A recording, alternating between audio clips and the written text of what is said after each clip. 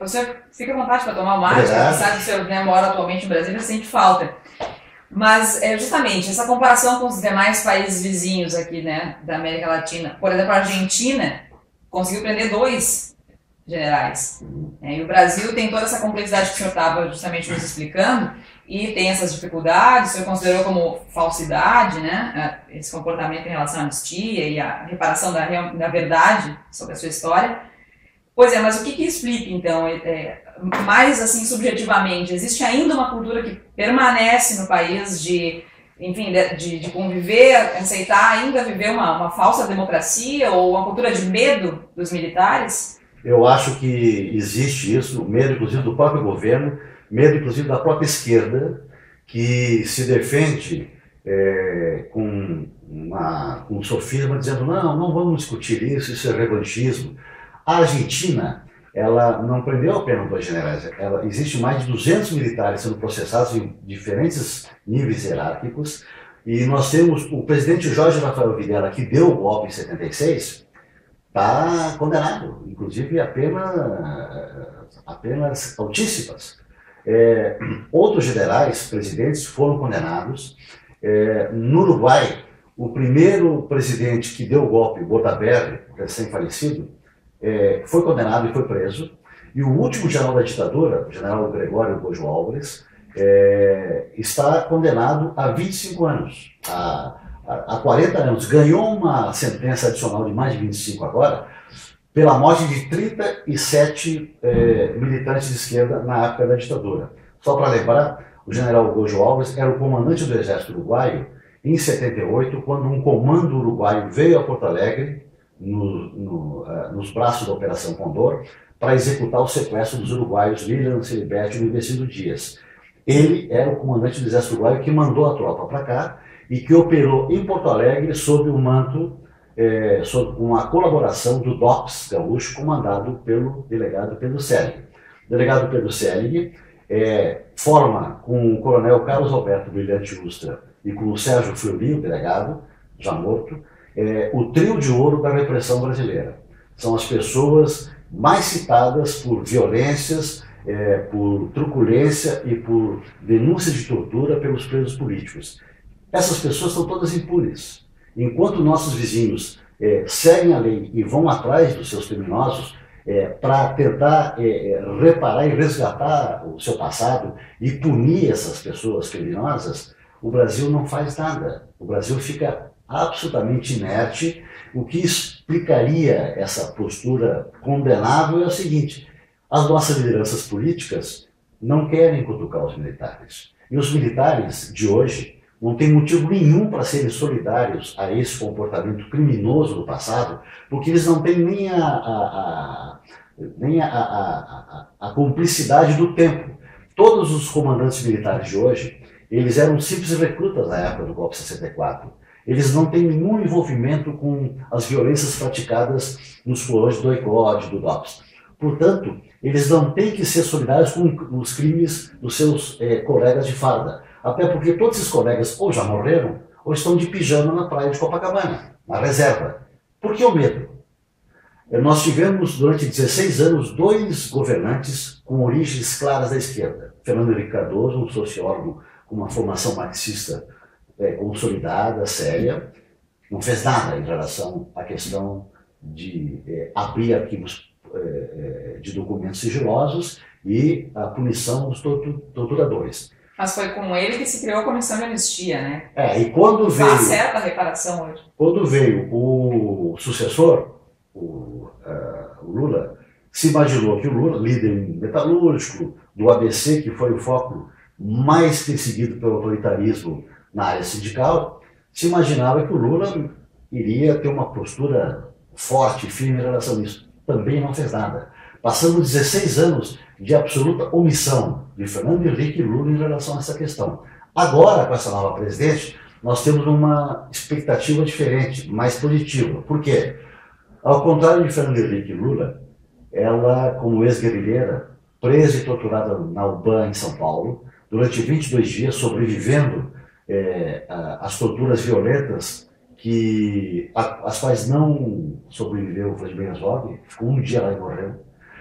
Com Dilma Rousseff, se imagina que uma mulher que traz no corpo e no sangue as marcas da violência, ela tem um compromisso moral e ético muito mais consolidado e firme para apurar isso.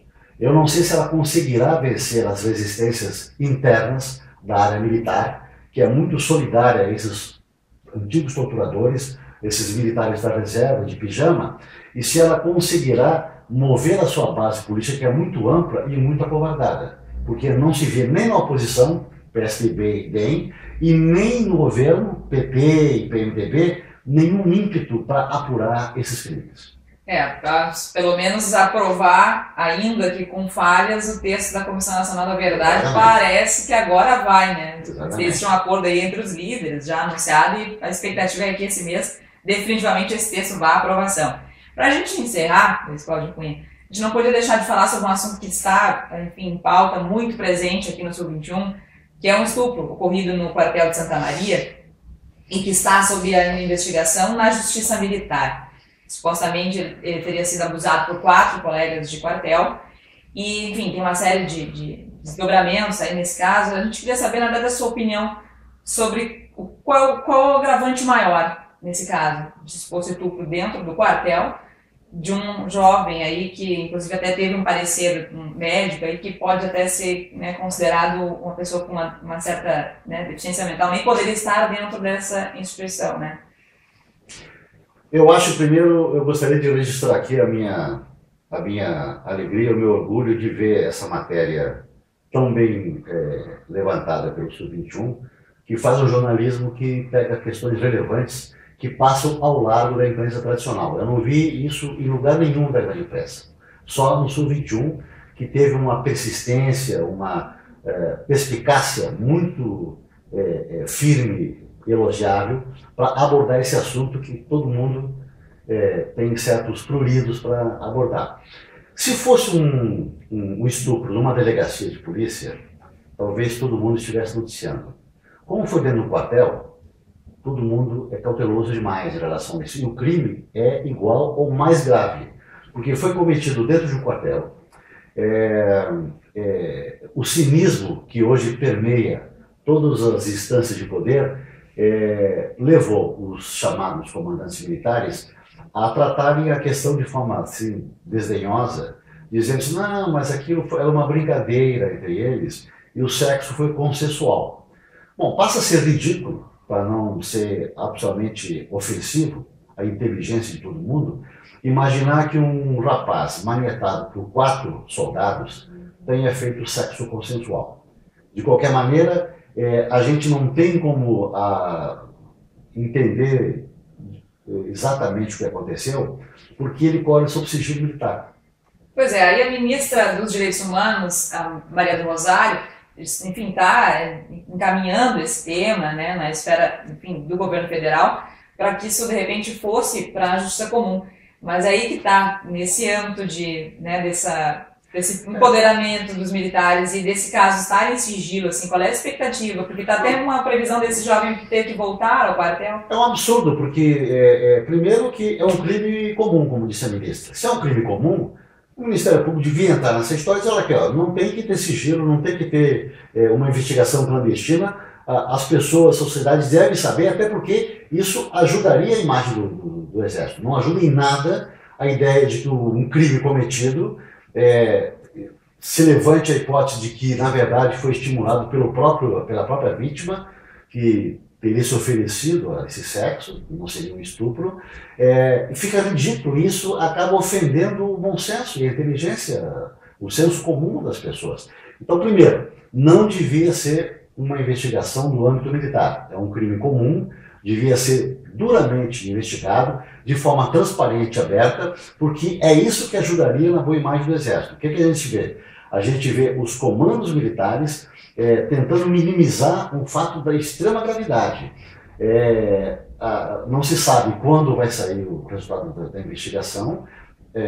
Os indícios seriam até de que ele poderia ser imputado como réu por ter suscitado a violência, que acaba sendo ridículo. E eu acho que aí o que a gente vê é o seguinte, O Exército devia assumir essa questão e abrir essa investigação, e acho que a ministra Maria do Rosário devia ser mais incisiva em relação a isso. Eu acho que ela devia cobrar de forma mais clara e não deixar isso dentro das paredes de um quartel. Essa é uma questão que interessa à sociedade brasileira. Como é que um crime desse é cometido e ninguém fala nada?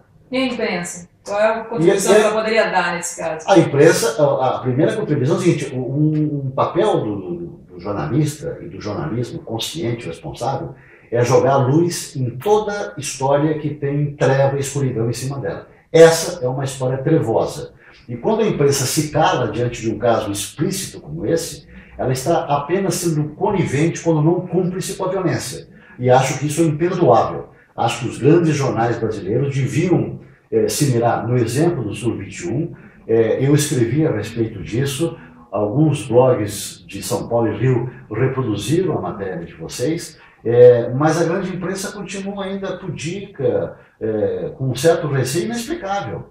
E isso trai uma missão básica do jornalismo, que é sempre denunciar a violência, a arbitrariedade, seja na ditadura, seja na democracia. Tá certo. Luiz Cláudio Cunha, muito obrigado por ter aceitado conversar presencialmente aqui no Sul 21. Ótimo, o chimarrão está muito bom. Tá certo. E a TV Sul 21 volta a falar sobre outros temas e acompanhando a política nacional na próxima semana. Até lá!